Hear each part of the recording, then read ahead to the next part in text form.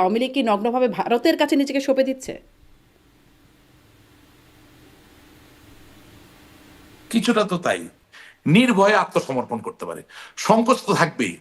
বিচারে কি হবে হবে না এটা তো একেবারে নিশ্চিতভাবে বলা যায় না, কিন্তু আমি যদি জানি যে আমি ডিগনিটি নিয়ে, আমার আত্মসম্মান নিয়ে আত্মসমর্পণ করতে পারি, আমি আত্মসম্মান নিয়ে আমার সামাজিক মান মর্যাদা বজায় রেখে জেলে যেতে পারি, আসতে পারি, কাঠগড়ায় দাঁড়াতে পারি, তাহলে তো মনে হয় এটা একটা ভালো পরিস্থিতি সৃষ্টি করবে।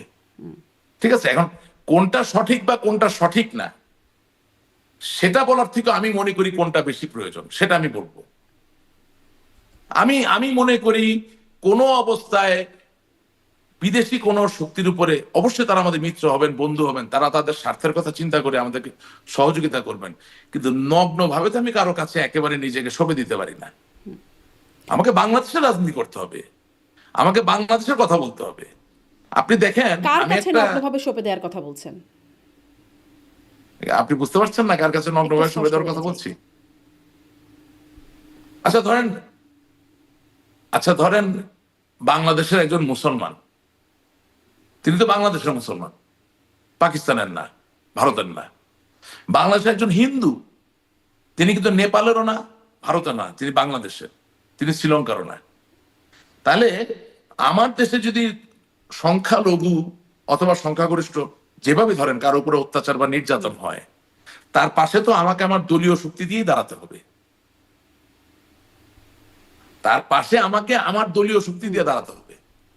আপনি একটা জিনিস খেয়াল করবেন যে পার্বত্য চট্টগ্রামে এই যে আদিবাসী বা চাকমা, মুরং, বিভিন্ন উপজাতিদেরকে নিয়ে যে নৃতাত্ত্বিক এবং রাজনৈতিক বাস্তবতার যে জটিলতা তৈরি হয়, সেক্ষেত্রে কিন্তু আপনি জানবেন যে অনেক বুদ্ধিস্ট আদিবাসীরা তারা তাদের নিজস্ব উদ্যোগে চায়নার সাথে যোগাযোগ করে, নিজস্ব উদ্যোগে থাইল্যান্ডের সাথে যোগাযোগ করে সহযোগিতা পাওয়ার জন্য। কিন্তু দিনের শেষে সে তো বাংলাদেশের, তাই না? এখন আমার কথা হচ্ছে, আমার দেশে যদি অত্যাচার হয়, অন্যায় হয়, যিনি অত্যাচারিত হচ্ছেন, যিনি অন্যায়ের শিকার হচ্ছেন, তার পাশে তো আমার নিজের শক্তিতে দাঁড়াতে হবে। অবশ্যই তাকে রক্ষা করার জন্য যে বিদেশি কোনো শক্তি এগিয়ে আসে, সেটাকে স্বাগত না না জানানোর কোনো কারণ নাই। কিন্তু এটা যদি এমন হয় তাহলে যে কি আমি আওয়ামী লীগ শুধু বিদেশি নগ্নভাবে, শক্তির উপর আমি যদি নির্ভর যেটা করছি, বুঝি সেটা যদি বলি, আওয়ামী লীগ কি নগ্নভাবে ভারতের কাছে নিজেকে সঁপে দিচ্ছে? কিছুটা তো তাই। জি। রাশিক রহমান, আরো এবং দু একটা বক্তব্য না নিয়ে একটু। না না, কিন্তু এখানে কথা আছে, ভারত তো আমার বন্ধু, ভারত বাংলাদেশের বন্ধু। ভারত বাংলাদেশের স্বাধীনতার যুদ্ধকে স্বীকার করে, ভারত বাংলাদেশের অসাম্প্রদায়িক রাজনৈতিক যে চেতনা তাকে স্বীকার করে। ভারত বাংলাদেশের উত্তর উত্তর অগ্রগতি হোক, অর্থনৈতিক ভাবে, সামাজিক ভাবে, সেটা আমি বিশ্বাস করি তারা চায়। সেই জায়গা থেকে কিন্তু এখন যে আচরণ আওয়ামী করছে লীগকে ভারত, এখন যে আচরণ করছে, এক- আমি একটু আসবো এই মানে একসাথে অনেক দিকে চলে যাবো। তাছাড়া যদি একটু সামাজিক যোগাযোগ মাধ্যমের এই বক্তব্যটা শেষ করি। আপনাদের নেত্রী শেখ হাসিনা তিনি বলছেন যে তিনি আওয়ামী লীগের নেতাকর্মীদের আমলে, মানে নেতাকর্মীদের উপরে যেই নির্যাতন বা অত্যাচার হচ্ছে, যেটি আসলে আপনিও বলছিলেন, আম, সেই কথাগুলো তিনি উচ্চারণ করছেন এবং বলছেন যে আমাদের প্রতিপক্ষের সাথে তো আমরা এমন আচরণ করিনি। কেমন আচরণ আপনারা করেছেন আসলে? কারণ আপনাদের প্রতিপক্ষ যারা ছিল বিএনপি বা জামাতে ইসলামী, এখন যারা কথা বলতো তখন তো কথাই বলতো না, বিএনপি যা বলছে তারা তো এরকমই বলতো যে তাদের উপর গুম, খুন, অত্যাচার, হামলা, নির্যাতন, মামলা চলেছে। না, কথাটা তো আবার আপনার আগেও আপনার সাথে আমি অনুষ্ঠান করেছি, সেই অনুষ্ঠানের পুনরাবৃত্তি হয়ে যাবে। আমি আবারও বলছি যে আওয়ামী লীগ সরকার যতদিন ক্ষমতায় ছিল, আর যাই হোক, যুদ্ধ অপরাধীদের বিচার হয়েছে, বঙ্গবন্ধুর হত্যাকারীদের বিচার হয়েছে, আপনার বিভিন্ন রকম মামলা মোকদ্দমা হয়েছে, কিন্তু কখনো আপনি আদালতে যাচ্ছেন বিচার প্রার্থী হওয়ার জন্য, আপনাকে জনসমক্ষে পেটানো হচ্ছে বা আপনার আইনজীবীকে পেটানো হচ্ছে, এই ঘটনা বোধহয় ঘটে নাই। এবং আমি আপনাকে আবারও বলতে চাই, আপনার অনুষ্ঠান মাধ্যমে, আমার নামে এখন মনে হয় 1 ডজনের উপরে মামলা, আমি এখন গোনাও বন্ধ করে দিয়েছি। কারণ এইগুলো ভিত্তিহীন মিথ্যা মামলা দিয়ে, এবং আমার এলাকার শত শত মানুষকে মামলায় অভিযুক্ত করা হচ্ছে যেগুলোর সাথে তাদের কোনো সম্পর্কই আসলে নাই। এখন এরকম মামলা কি আপনাদের প্রতিপক্ষের উপর দিতেন না আপনারা? না, আমি আসছি, তা আমি নিজে তো আইনের কাছে সোপর্দ হতে চাই। যদি শুধু এতটুকু নিশ্চয়তা থাকতো যে রাশেদ রহমানকে বিচার হওয়ার আগেই, শাস্তি হওয়ার আগেই শারীরিকভাবে লাঞ্ছিত বা ক্ষতিগ্রস্ত করা হবে না, কিন্তু আমি যা দেখছি আপনাদের মাধ্যমে, গণমাধ্যমের মাধ্যমে, যে যেই রাজনৈতিক নেতাই যাচ্ছেন তাকে প্রথম দফায় মাইক থাপ্পড় ঘুষি থেকে শুরু করে এমন কিছু নাই যা করা হচ্ছে না, এমনকি জেলখানার ভিতরেও বাতি নিভিয়ে দিয়ে আক্রমণ করা হচ্ছে। আর তার থেকেও বড় কথা, তার যে আইনজীবী বেচারা, সে আইনজীবীকেও পেটানো হচ্ছে। সুতরাং আমার কথা হচ্ছে, আপনি অনেক লম্বা করতে পারেন আমরা কি করেছি বা করি নাই, হ্যাঁ, আমরা হয়তো সবকিছু ঠিক করি নাই বলেই তো আমরা এখন এখানে, ওটা নিয়ে আমার সময় নষ্ট করতে চাই না। আমি চাই সামনের দিকে আমরা সঠিক কি করতে পারি সেটা নিয়ে আলাপ করার জন্য। জি, তো সেই সঠিক আলোচনায় করার যাব জন্য, সামনের দিকে সঠিক কি সঠিক করতে করার জন্য পারেন। যেটা যেটা সেটা হচ্ছে যে বর্তমান যে সরকার আছে, হ্যাঁ, বর্তমান যে সরকার আছে, সে সরকার যে ক্ষমতায় আছে, এই বাস্তবতাকে তো আমি অস্বীকার করতে পারি না, এটা আছে তো। হ্যাঁ, তাকে শুধু আমি একটা কথাই বলতে পারি যে আপনি যদি সত্যি নিশ্চিত হয়ে থাকেন যে আওয়ামী লীগের নেতারা এবং কর্মীরা অপরাধী, অন্যায়কারী, তাহলে তাদেরকে আদালতে এসে সোপর্দ হওয়ার সুযোগ করে দেন। এমন একটা পরিবেশ তৈরি করেন যেখানে তারা নিরাপদে আদালতে এসে আইনের আশ্রয় নিয়ে জেলে যাবে, জামিন প্রার্থী হবে, বিচারের সম্মুখীন হবে। এবং এটা আমি আমার একার জন্য বলছি না, এটা আওয়ামী লীগের লক্ষ কোটি নেতাকর্মীদের জন্য আমি বলছি যে আপনারা যদি নিশ্চিত হন যে আমরা সত্যি অন্যায়কারী, then you have nothing to lose. আপনি তো প্রমাণ করতে পারবেন যে আমি অপরাধী, আপনার কাছে প্রমাণ আছে, অকাট্য প্রমাণ আছে। তাহলে আপনি ওই পরিবেশ তৈরি করে দেন যেখানে রাশেক রহমান সহ আরো নাম না জানো আরো লক্ষ কোটি নেতাকর্মীরা নির্ভয়ে, নির্ভয় শব্দটা নিঃসংকোচে নয়, নির্ভয়ে আত্মসমর্পণ করতে পারে। সংকোচ তো থাকবেই, বিচারে কি হবে হবে না এটা তো একেবারে নিশ্চিতভাবে বলা যায় না। কিন্তু আমি যদি জানি যে আমি ডিগনিটি নিয়ে, আমার আত্মসম্মান নিয়ে আত্মসমর্পণ করতে পারি, আমি আত্মসম্মান নিয়ে আমার সামাজিক মান মর্যাদা বজায় রেখে জেলে যেতে পারি, আসতে পারি, কাঠগড়ায় দাঁড়াতে পারি, তাহলে তো মনে হয় এটা একটা ভালো পরিস্থিতি সৃষ্টি করবে। জি, জি, আপনার এই আবেদনটা স্পষ্ট। আহ, আপনারা প্রায় মানে সেই জাতিসংঘের প্রতিবেদনের কথা বলছিলাম, যেটা নিয়ে উল্লেখ করছিলাম একটু, একটা বিষয় খুব উল্লেখ করেন আপনাদের নেতা কর্মীরা সবসময়, ব্রিগেডিয়ার সাখাওয়াতকে মানে উদ্ধৃতও করেন এই প্রসঙ্গে। তিনি সাবেক স্বরাষ্ট্র উপদেষ্টা থাকাকালীন তিনি বলেছিলেন 7.62 রাইফেলের বিষয়টা। আম, এই প্রসঙ্গটা কি একটু, আপনি এই প্রসঙ্গতে আপনার আসলে কি বক্তব্য? কারণ তিনি পরবর্তীতে স্পষ্ট করেছেন যে পুলিশের কাছে কোথা থেকে আসলো এই অস্ত্র, এবং সাধারণ সিভিলিয়ানদের কাছেও সেই প্রসঙ্গে তিনি বলেছেন, এবং তিনি বলেছেন এই তদন্তটাই তিনি আসলে করতে চেয়েছিলেন। এবং জাতিসংঘের সেই প্রতিবেদনে কিন্তু বলেছে যে পুলিশের যে প্রতিবেদন, পুলিশ যেটি আসলে দিয়েছে জাতিসংঘের কাছে, সেখানে তারা বলছে যে পুলিশ র্যাব এই 7.62 রাইফেল ব্যবহার করেছে। আচ্ছা দেখেন,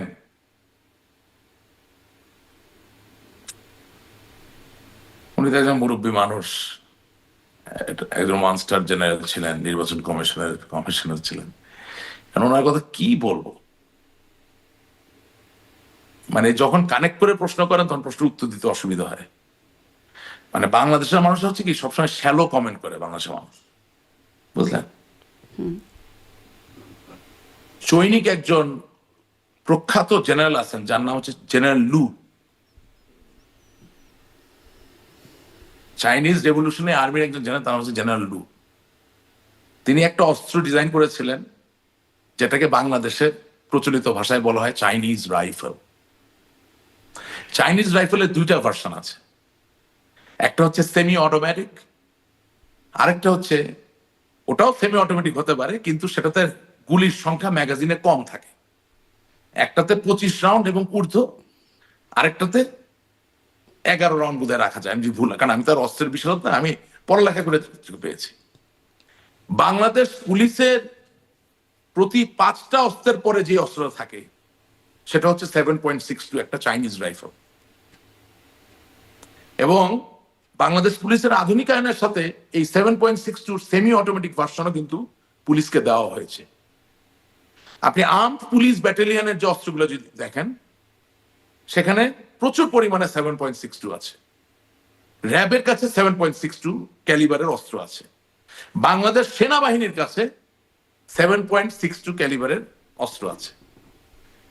এখন 7.62 তো কোনো বিতর্কের ইস্যু হইতে পারে না, ইস্যুটা হচ্ছে গুলি কে ছুড়েছে।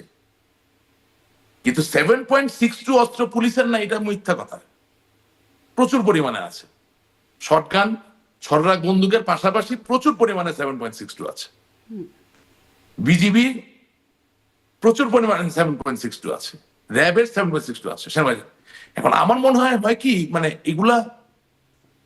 এগুলা নিয়ে বেশি উল্টাপাল্টা কথা না বলা উচিত। এই কারণে আমি আবারও বলছি, রাজনীতিটা যদি নতুন প্রজন্মের হয়, তাহলে নতুন প্রজন্মের ছেলে মেয়েদেরকে বোকা ভাবার কোনো কারণ নাই।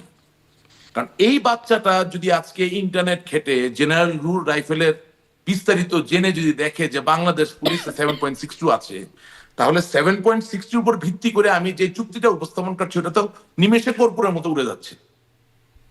সুতরাং we should not discuss or bring up such points which doesn't actually stand in the testament of the truth. তাহলে আওয়ামী লীগের যে সিনিয়র নেতারা, সাবেক মন্ত্রীরা বা সাবেক পদস্থ ব্যক্তিরা তারা যেটা বলেন, তাহলে সেগুলো তারা কিসের উপর ভিত্তি করে বলেন? এই যে 7.62 আমি জানি না ভাই, I don't know, আমি জানি না। আচ্ছা, আওয়ামী লীগের যে অফিসিয়াল ফেসবুক পেজ, সেখানে আসলে এই জাতিসংঘের রিপোর্টটাকে প্রত্যাখ্যান করা হয়েছে। আপনি আওয়ামী লীগের একজন কর্মী হিসেবে, একজন নেতা হিসেবে, আপনি জাতিসংঘের রিপোর্টকে কিভাবে নেন? না না, আমার কথা হচ্ছে যে হত্যাকাণ্ড যেখানে যেভাবে হোক সেটা তো বিচার হতে হবে। এখন